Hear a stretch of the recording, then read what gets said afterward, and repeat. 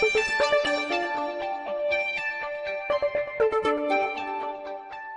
hi, and welcome to Political Quickie, your political show that subjectively discusses current affairs in South Africa and all around the world. My name is Mapasika Mura. So, happy Heritage Day.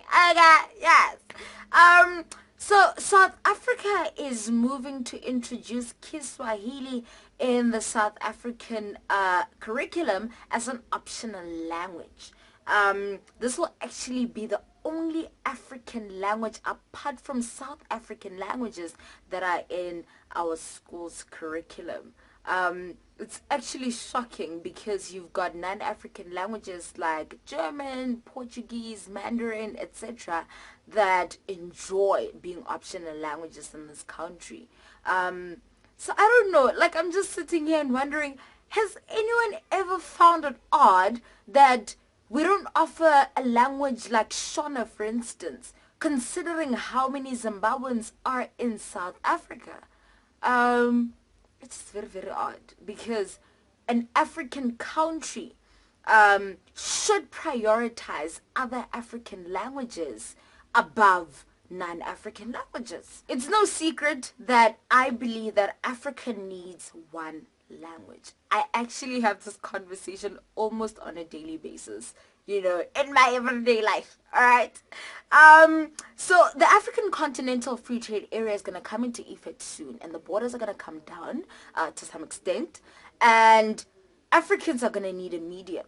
And I, for one, do not want to be communicating with fellow Africans in English because that makes no sense at all whatsoever.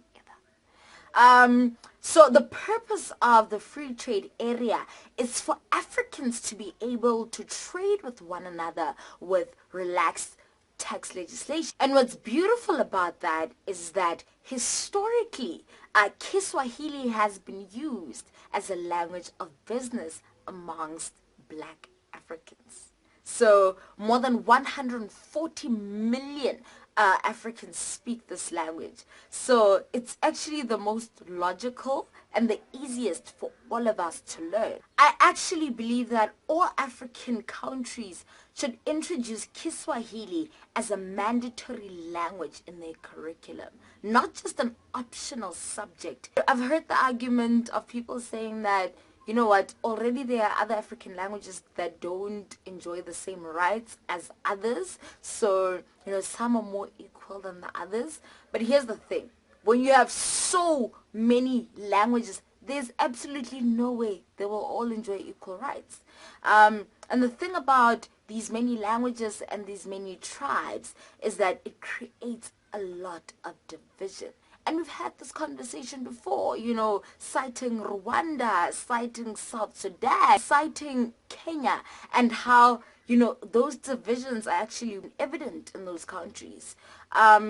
So I know I've been touched, when I've heard other Africans speak a language that I don't understand. So I can actually admit to feelings of tribalism or at least ignorance on, from my side. So what's more important here? Having a whole lot of languages, right? Which really, what's their purpose?